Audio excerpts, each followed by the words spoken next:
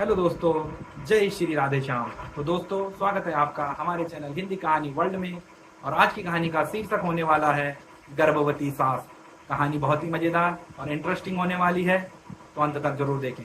Channel पर नए आए हैं तो सब्सक्राइब भी कर लें। तो चलिए कहानी शुरू करते हैं।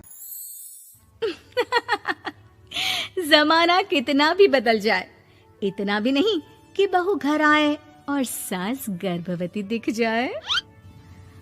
देखो मीरा, माँ का पूरा ख्याल रखना है, उनसे अब काम नहीं होता है। क्यों, क्या हो गया है? तुम्हारी माँ तो हट्टी कट्टी दिख रही है, पूरी शादी में घोड़ी की तरह नाची है, अब क्यों काम नहीं होता उनसे? वो माँ प्रेग्नेंट है ना, बच्चा होने वाला है। मैं कभी भी भाई बन जाऊंगा इस साल के अंत तक। क्या बोल रहे हो? वो सर पर हाथ रखकर बैठ जाती है। यार, पहले क्यों नहीं बताया? कैसा मजाक है ये?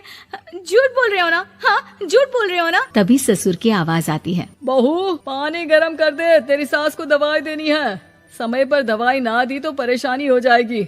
और हाँ, जरा काजू पीस कर दूध में मिलाकर ले आना। तेरी सास खुद से तो अपनी संभाल करेगी नहीं। हे भगवान, ये मैं क्या सुन रही हूँ?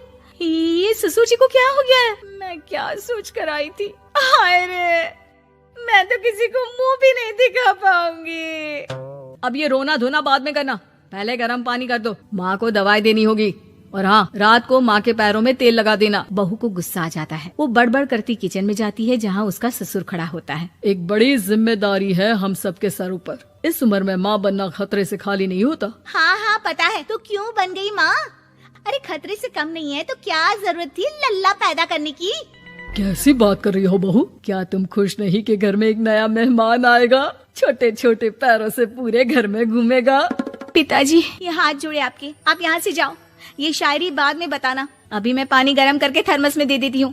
सारा दिन पिलाते रहो गरम पानी। और हाँ, ये बच्ची की बात बार बार मुझसे कोई नहीं करेगा। बहू का पारा अब चढ़ा ही रहता था। वो काम तो सारा करती, लेकिन किलस किलस कर। मीरा सारे काम से फुर्सत पाकर बैठी होती है कि माँ का फोन आ जाता है। बेटा, बहुत बड़ी जिम्मेदारी है तेरे सर पर, अच्छे से निभाना। ससुराल में हर किसी को खुश रखना वैसे तो मुश्किल है, लेकिन भगवान ही हिम्मत देता है बहू को हर कुछ सहकर सबको खुश रखने की। क्या बड़बड़ किए जा रही हो माँ?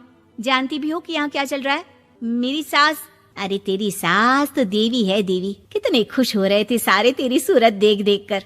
पता नहीं जैसे बहू नहीं कोई मन मांगी मुराद मिल गई हो उन लोगों को। अरे बात तो पूरी सुनो।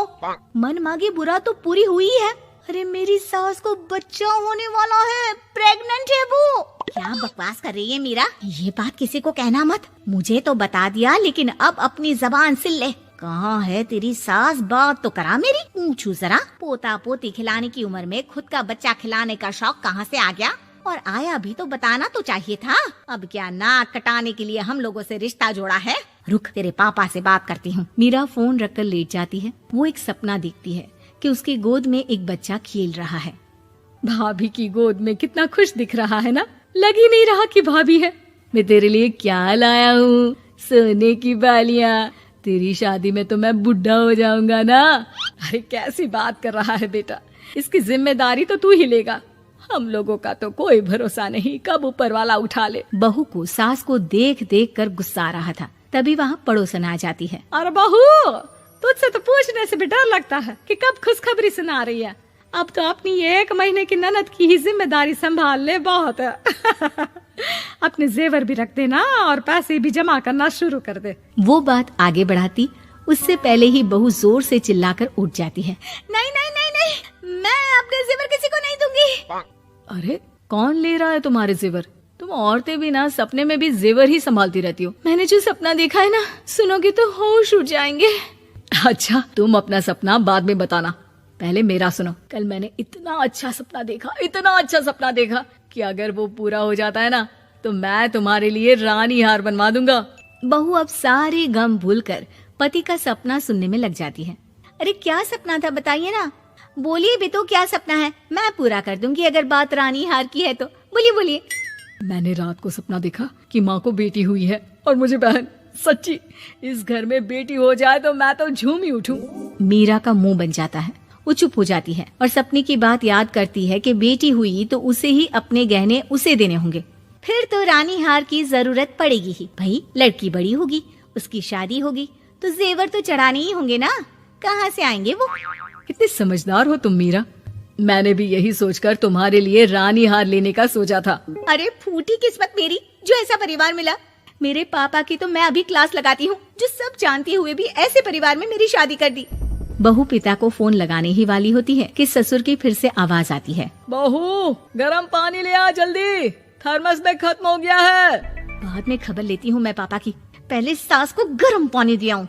बहू अभी किचन में काम कर ही रही थी कि मीरा के मम्मी पापा आ जाते हैं। वो हाथ में ढेर सारे फल लेकर आते हैं। मीरा के पिता मीरा के ससुर से कहते हैं, लीजिए भाई साहब, ये फल रखिए, बहन जी को खिला दीजिएगा। वैसे कैसी है उनकी तबीयत? बस पता तो है आपको, ऐसे वक्त में जो होता है बस वही सब। मुझे तो सुनकर बहुत गुस्सा आया था, लेकिन चलिए, भाग्य में जो है लिखा उसे कौन टाल सकता है। डॉक्टर को दिखाए? हाँ हाँ, बस डॉक्टर आने ही वाला है। अच्छा हुआ आप लोग भी आ गए। उतने में एक सुंदर सी लेडी डॉक्टर आती है। पेशेंट कौन है आप? अरे नहीं जी, मैं तो बहू हूँ इस घर की।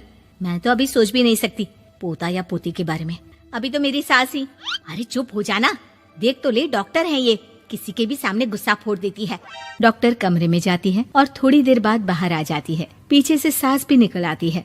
हे भगवान, इतना दुख तो किसी को भी ना दे जितना मुझे दिया है। देखिए बहन जी, आप लोगों को तो ये सोचना भी नहीं चाहिए था। वही तो मैं भी कह रही थी कि आप लोगों के लिए तो सोचना भी गुनाह है, लेकिन अब पछताए होत क्या जब चिड़िया चुग गई खेत। डॉक्टर वहाँ से चली जाती है। मैं माँ नहीं बन सकती, मैं प्रेग्नेंट भी नहीं हूँ। ये कैसे? तुम तो बोल रही थी कि अरे वो गैस का दर्द था और पेट भी गैस से फूल रहा था। डॉक्टर ने चूर्ण दे दिया है, गर्म पानी से फांकना है। हाँ? मैं भी लाती हूँ गर्म पानी। अरे मैं तो गीजर ही लगा देती हूँ। अरे खुशी के मारे पागल ना हो जाओ। तो दोस्तों, गर्भवती सास कहानी आपको कैसी लगी?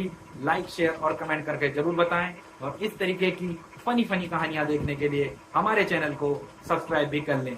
मिलता हूं मैं आपसे अगली कहानी में, तब तक के लिए राम राम।